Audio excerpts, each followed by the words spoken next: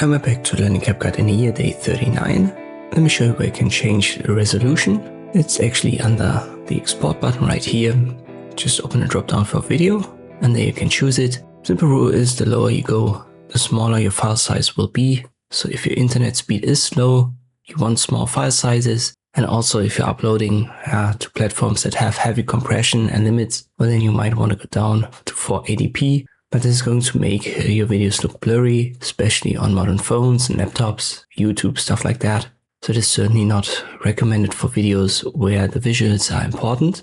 720 is still a little bit blurry, not perfect for YouTube, but you can use it for quick drafts, test uploads, stuff like that. The one to recommend for YouTube would be 1080p. Also Instagram Reels, TikTok, Facebook videos. This is typically what most creators use.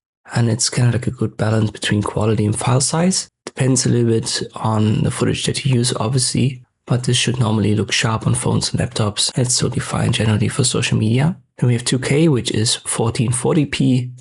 This gives your videos extra clarity. When you use screen recordings, it's not bad to use 2K. For some tutorials makes sense, especially when the details are important, and even gaming videos, I would consider choosing 2K.